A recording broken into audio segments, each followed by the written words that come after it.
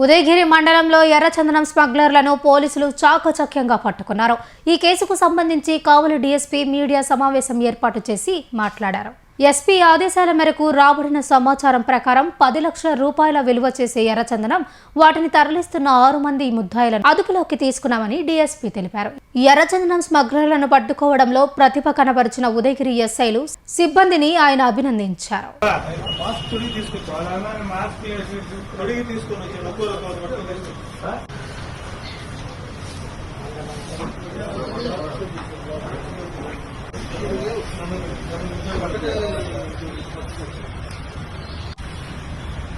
తప్పనా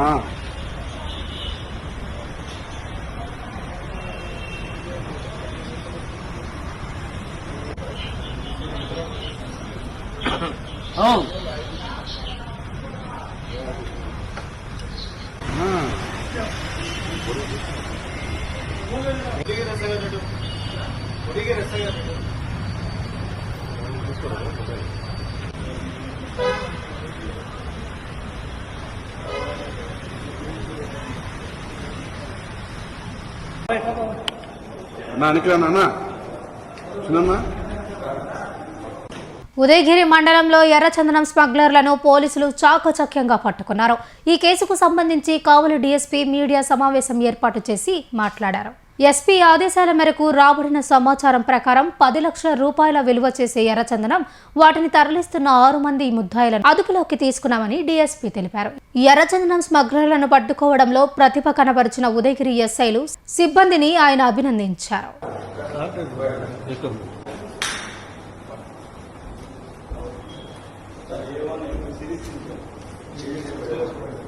నెల్లూరు జిల్లా Kavali sub division Udayagiri circle inspector అయిన నేను, మా ఉదయగిరి ఎస్ఐ 1 ఇంద్రసేనారెడ్డి గారు, ఉదయగిరి ఎస్ఐ 2 సేనయ్య, మేము ఈరోజు ఉదయగిరి పోలీస్ స్టేషన్కి సంబంధించి గత నెల 20వ తారీఖున ఉదయగిరి మండలం ఆర్లపడియ ప్రాంతంలో ఉదయాన్నే ఒక 30 lakhs అశోక్ లైలాండ్ దోస్తు వెహికల్లో అక్రమంగా ఆర్లపడియ ఫారెస్ట్ ఏరియా నుంచి ఆ చెట్లను నరికి ఆ దొంగలను అక్రమ రవాణా చేయబోతూ ఉండగా మాకు రాబడిన సమాచారం మేరకు వాటిని పట్టుకొని కేసు రిజిస్టర్ చేయడం జరిగింది. ఆ రోజు ఆ వెహికల్తో పాటు ఒక 30 lakhs 30 ఎర్రచందనం దొంగలు ఒక వెహికల్ దొరకడం జరిగింది. దాంతోపాటు కొంతమంది ఎవరైతే ఉన్నారో వాళ్ళు ఆ రోజు పారిపోవడం జరిగింది. దానికి సంబంధించి క్రైమ్ నంబర్ 6/2025గా ఉదయగిరి పోలీస్ స్టేషన్లో కేసు నమోదు పరుచుకొని అప్పటి నుంచి మా జిల్లా డైనమిక్ ఎస్పీ గారు డాక్టర్ అజితా విజయండ్ల ఐపీఎస్ గారి ఆధ్వర్యంలో 3 టీములుగా ఫామ్ అయ్యాం. ఒకటి ఉదయగిరి సిఐ గారి టీము, ఒకటి ఉదయగిరి ఎస్ఐ 1 గారి టీము, ఇంకోటి ఉదయగిరి ఎస్ఐ గారి 2 గారి టీము, 3 టీమ్స్గా ఫామ్ అయ్యి అప్పటి నుంచి ఈ కేసులో ఎవరు షామిల్ అయ్యారు, ఇట్లా అక్రమ రవాణాకు పాల్పడిన వ్యక్తులు ఎవరనేది టెక్నికల్గాను హ్యూమన్ ఇంటెలిజెన్స్ పరంగాను కొత్త పద్ధతుల ద్వారా వీళ్ళని ఐడెంటిఫై చేసుకోవడానికి చాలా శ్రమించాము మా మేడం గారి ఆధ్వర్యంలో. ఈ క్రమంలో గత రాత్రి దీనికి సంబంధించి ఇదే ఉదయగిరి ప్రాంతంలోని సీతారాంపురం, ఉదయగిరి, వరికొండపాడు ఈ 3 మండలాలకు సంబంధించి భైరవాని కొండ అని చెప్పేసి ఈ పాలకొండల సిరీస్లోని ఒక కొండ భాగం ఈ 3 మండలాల గుండా వెళ్తూ ఉంటుంది. ఈ ప్రాంతంలో ఇప్పటికీ కూడా కొంత ఎర్రచందనం చెట్లు ఉంటే ఆ చెట్లను నరికి వాటిని సొమ్ము చేసుకోవాలనే ఉద్దేశంతో ఉదయగిరి ప్రాంతానికి సంబంధించిన కొంతమంది, సీతారాంపురం సంబంధించిన కొంతమంది అక్కడ దొంగలను చెట్లను నరికి దొంగలుగా చేసి అప్పుడు కొంచెం వాళ్ళ వాహనాల్లో ఇక్కడ తీసుకొచ్చి మన నెల్లూరు రోడ్ల పరిధిలో నరసింహకొండ దగ్గర ఒక పొలాల్లో దాచిపెట్టడం జరిగింది. అవి కూడా ఉదయగిరి ప్రాంతానికి సంబంధించినవిగా మేము ఐడెంటిఫై చేసి వాటిని తరలించబోతున్న క్రమంలో రాత్రి మాకు రాబడిన సమాచారం మేరకు ఒక 6 వ్యక్తుల్ని ఐడెంటిఫై చేసి వారితో పాటు ఏదైతే వాళ్ళు తరలించడానికి సిద్ధంగా ఉన్న ఒక 34 ఎర్రచందనం దొంగలను, సుమారు వాటి వెయిట్ 448 గ్రాములు, మార్కెట్ వాల్యూ ప్రకారం సుమారు 5 lakhs పైన ఉంటుంది గవర్నమెంట్ వాల్యూ ప్రకారం. ఇంటర్నేషనల్ మార్కెట్లో దాని వాల్యూ నియర్లీ 20 lakhs అబవ్ ఉంటుంది. ఈ వర్తు గల వాల్యూ రెడ్ శాండిల్ లాక్స్ని రాత్రి వీరితో పాటు ఐడెంటిఫై చేసి ఈ కేసులో భాగంగా ఇప్పటి వరకు ఈ 6 మందే కాకుండా దీని వెనక ఎవరెవరు ఉన్నారు అనే విషయాన్ని కూడా ఈ దర్యాప్తులో భాగంగా తీసుకురావడం జరిగింది. రాత్రి మేము ఐడెంటిఫై చేసిన వాళ్ళలో ఉదయగిరి ఆర్లపడి ప్రాంతానికి సంబంధించిన కొండయ్య, నాగార్జున రెడ్డి అనే వాళ్ళిద్దరూ వీళ్ళు అడవిలోకి వెళ్ళి వాటిని కట్ చేసుకొని తీసుకురావడం, వాటిని మళ్ళా ట్రాన్స్పోర్టేషన్ చేసే క్రమంలో వెహికల్ ట్రాన్స్పోర్టేషన్కి వచ్చేసి రాము అనేవాడు, ఇంకొక అతను గురునాథం అనేవాళ్ళు వెహికల్ ట్రాన్స్పోర్టేషన్ చేస్తూ ఉంటారు.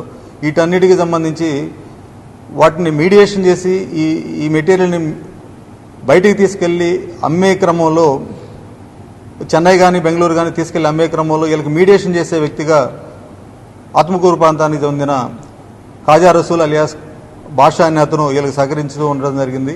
వీరితో పాటు వీళ్ళ అసిస్టెంట్స్ ఒకరిద్దరు ఉన్నారు. వారిని కూడా కలిపి మొత్తాన్ని 6గురిని రాత్రి అప్రహెండ్ చేసి వారితో పాటు ఏవైతే పొలాల్లో నరసింహకొండ దగ్గర పొలాల్లో పత్రికాముఖంగా ఉదయగిరి ప్రాంత ప్రజలకు ముఖ్య గమనిక, ఆ ప్రాంతంలో ప్రపంచంలోనే అరుదైన వృక్షజాతి ఈ ఎర్రచందనం. దీంట్లో ఆల్కలాయిడ్ పర్సెంట్స్ ఎక్కువగా ఉంటాయి. దీనివల్ల ప్రపంచంలోనే దీనికి ఒక గుర్తింపు ఉందన్నమాట. అంతరించిపోతున్న జాతుల్లో ఉన్నప్పటికీ దాన్ని కాపాడుకోవాల్సిన బాధ్యత మన ప్రాంతంలో పాటు ఈ 4 జిల్లాలు ఉంటాయి. ఇది తిరుపతి శేషాచలం కొండల్లో ఉంటాయి, కడప పాలకొండల్లో ఉంటాయి, నెల్లూరు ప్రకాశం సంబంధించి వెలుగొండల్లో ఈ అరుదైన వృక్షజాతి ఉంటుంది. దీన్ని కాపాడుకోవాల్సిన బాధ్యత అధికారులతో పాటు ఆ ప్రాంత ప్రజలు కూడా. ఈ అక్రమ రవాణాకి సంబంధించి ఏ చిన్న సమాచారం ఉన్నా 112 కాల్ కానీ లేకుంటే సంబంధిత పోలీస్ స్టేషన్ ఎస్ఐ గారికి కానీ లేకుంటే 112 కాల్ కానీ సమాచారం ఇస్తే మీ వివరాలు గోప్యంగా ఉంచబడతాయి. ఈ అక్రమ రవాణాకు పాల్పడుతున్న ఎంతటి వారినైనా కూడా వదిలే సమస్య లేదని చెప్పేసి ఇందు మూలంగా అందరికీ తెలియపరుచుకుంటూ ఒక చిన్న విన్నపం పత్రికా ముఖంగా పోలీసు వారే పుష్పాలని కొన్ని రకాలుగా కొంచెం విమర్శిస్తూ రీసెంట్గా కొన్ని చూసాము. మేము ఆ పనితీరుతోనే మీరు దీనికి సమాధానం చెప్పాలనుకొని మేము ప్రయత్నం చేస్తూ ఉన్నాము. దీంట్లో తదుపరి ఇంకెవరైతే ఇన్వాల్వ్ ఉన్నారో వాళ్ళని కూడా చట్టం ముందు తీసుకొచ్చి తర్వాత దీని గురించి మాట్లాడతామని చెప్పేసి పత్రికాముఖంగా మరొకసారి మీకు తెలియపరచుకుంటూ ఇంతటితోటి నేను ముగిస్తున్నాను. నమస్తే. దాచిపెట్టి వాటిని తరలించడానికి సిద్ధపడుతున్న క్రమంలో మేము వాటిని అప్రిహెండ్ చేసి ఆ ప్రాపర్టీ మొత్తం సీజ్ చేయడం జరిగింది. మార్నింగ్ ఆ కేసుకు సంబంధించిన ఫార్మాలిటీస్ అన్ని కంప్లీట్ చేసుకొని వారికి సంబంధించి తదుపరి ఈ నెక్సెస్ ఫార్వర్డ్ నెక్సెస్ దీని వెనక ఇంకెవరున్నారు, పైన ఇంకేదైనా ఇక్కడి నుంచి ఏ రాష్ట్రాలకు ఏ దేశాలకు వెళ్తుందనే క్రమంలో ఇప్పటి వరకు వారిని విచారించాము అన్ని కోణాల్లో. ఈ 6గురే కాకుండా ఈ కేసులో ఇంకా 4 ఇన్వాల్వ్ అయినట్టుగా మా నోటీస్కి వచ్చింది. వారిని కూడా త్వరలో పట్టుకొని ఆ ప్రాంతం నుంచి ఆల్రెడీ తరలించి పోయి ఉన్నా లేకుండా కట్ చేయబడి ఉన్నా లేకుండా ఇంకేదన్నా ఆ ప్రాంతానికి సంబంధించిన ఎర్రచందనం దొంగలకు సంబంధించి ఎట్లాంటి అక్రమ రవాణా ఉన్నా కూడా చివరి దొంగ వరకు కూడా మేము సీజ్ చేసి దీంట్లో ఈ అక్రమ రవాణాలో భాగస్వాములుగా ఉన్న వాళ్ళందరినీ అరెస్ట్ చేసి చట్టం ముందు నిలబెడతామని చెప్పి పత్రికాముఖంగా తెలియపరుస్తున్నాను.